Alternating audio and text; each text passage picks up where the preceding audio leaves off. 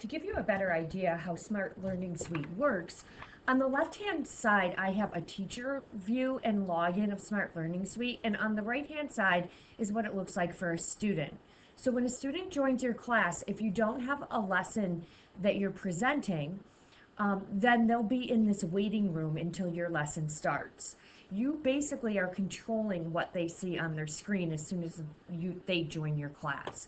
So let me start a lesson as a teacher. If I was going to edit the lesson and add activities to it, I would click edit, but when I'm ready to run it for a class, I'm going to go ahead and hit start. And this will automatically launch whichever page I am in the presentation on the student's screens. As I move through the presentation on the teacher screen, whatever I'm looking at is what will show up on the student's screen as well. When I get to an activity, I would have to click start for the class, and when the activity loads, the student would be able to give their response.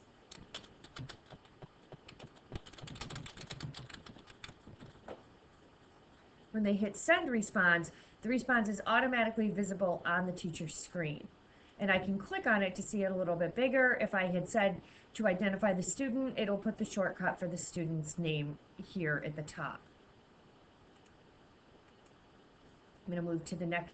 As soon as I move to the next screen, it ends that activity for the entire group. It automatically moves them to the next activity. This is a brainstorming activity, and so when I click setup, it's actually a collaborative workspace activity, and we'll talk about that more as we get into the course. But when you do a collaborative workspace, you can have your entire class work on the slide at once, or you can break it into teams. So if I was to say like teams of, I want 3 teams, it would break my class, everyone who's enrolled in this lesson, into 3 different groups, and each group would get their own slide to work on. So I'll say 3 here.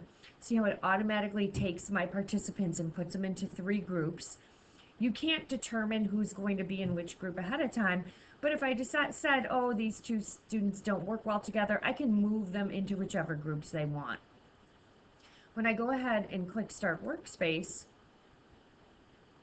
the lesson will load for the student as well. They'll have to, as a teacher, I'll see all the teams over here. As a student, I'll need to click on the team to start the lesson. Now I can work on the lesson. I can either type on this screen,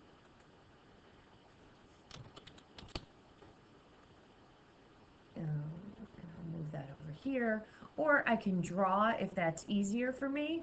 And I kind of use my mouse to write, or a stylus if you had one. And so whichever work I'm seeing from the teacher's perspective, I can click on the slide anytime and see how that team is doing. Of course, when I flip to the next screen, it's going to end this activity for everybody who's working on it and move them on to the next slide. So I just wanted to give you just a quick overview for how this works. When I go and end the activity, when I say end the lesson, it brings the student back into the waiting room.